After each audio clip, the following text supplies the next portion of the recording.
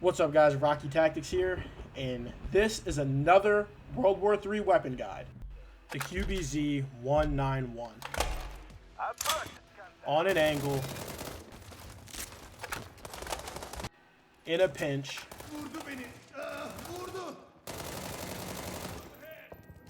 or from the high ground. China's reimagining of the AR-15 platform pretty much always has your back. You know, in World War III, we have its predecessor. We have the QBZ-95, which is a good rifle. It is. It's very controllable, has a decently high fire rate. It does enough damage, but there are some things that the 191 does a lot better. And the first thing that it does much, much better is weight. The QBZ-191 is a lot lighter than its predecessor, the QBZ-95, and it's more, as I said, in tune with an AR-15. It is the same weight as the M4 modern weapon system, which happens to be probably my favorite weapon in the game, if not one of my favorites. It's definitely up there. But one of the things that it does very well is how lightweight it is. Therefore, you know, letting you run an RPG with it if you need to, letting you run a little bit better armor. Now, it's nowhere near as controllable as the 95 is, and I think that's obviously due to its lower weight. If I'm not mistaken, they fire the same round, which is the 5.8, and the round is very interesting. The ballistics for the QBZ-191 are very interesting because it doesn't have the weight that its predecessor had, which was the 95. So it has, a lot more recoil. It's a lot less controllable than that weapon platform is, but in some ways it's still a lot better, and that's something that I kind of want to get into in this video. The 191 has a very interesting place in World War III. I like to think of it as kind of a happy middle ground between an AK variant and an AR-15 in the ballistics department, in the controllability department, in the way that the gun feels. So most AR-15 variants in the game will be much more controllable than the QBZ-191, but it won't really punch. It won't punch. It'll punch a little harder. You'll get a slightly higher fire rate and it'll punch a little harder. And in some cases, it's, more controllable.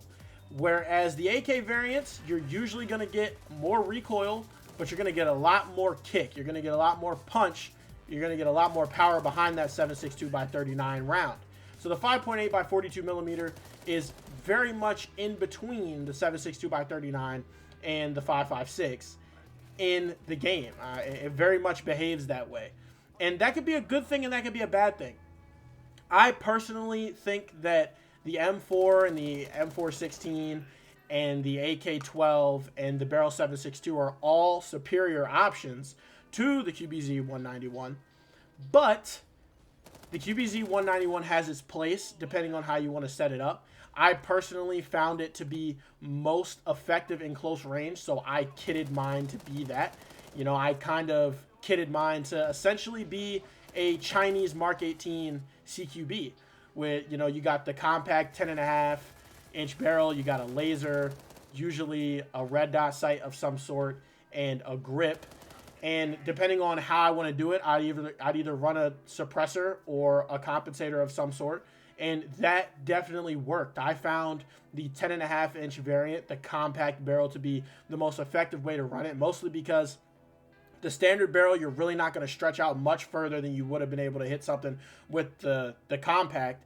And the marksman barrel really doesn't make the gun effective at long range. It makes it more effective than it would have been in a standard or a compact form, but it still really doesn't make it effective.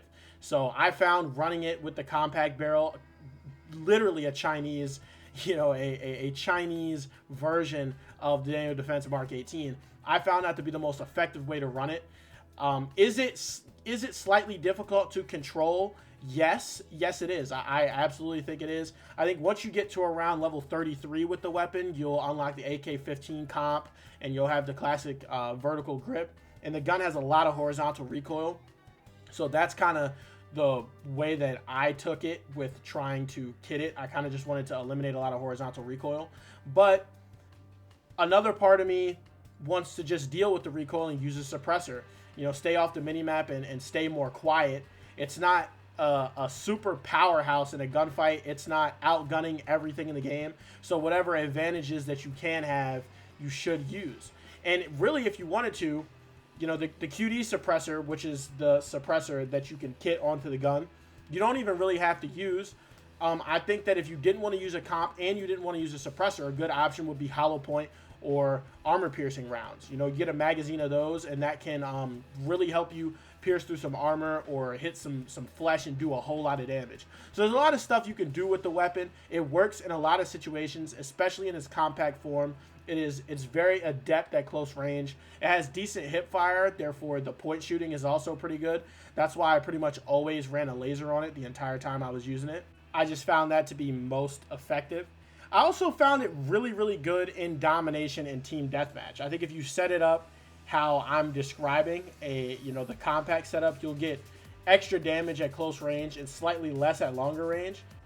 So as long as you're controlling recoil and you're placing your shots very well, it is very, very good, very adept in those game modes where there's a lot of, close range combat, especially on the new TDM map, Shibuya. It's pretty much straight up like urban. It's literally streets, rooms. You're doing a lot of room clearing. So being able to use that laser and that shorter barrel, that smaller package with extra close range damage, really, really works in those situations.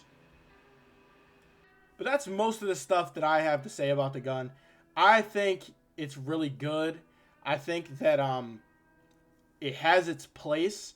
I personally would prefer to lean hard one way. You know, either you want the 7.62x39 and you want the damage, or you want the 5.56 and you want the extra controllability. I just prefer to lean hard one way. But for people who want something that kind of compromises on the ballistics, I can see people really enjoying this weapon, as well as it having some of the coolest animations and one of the coolest sounds for an assault rifle in its category.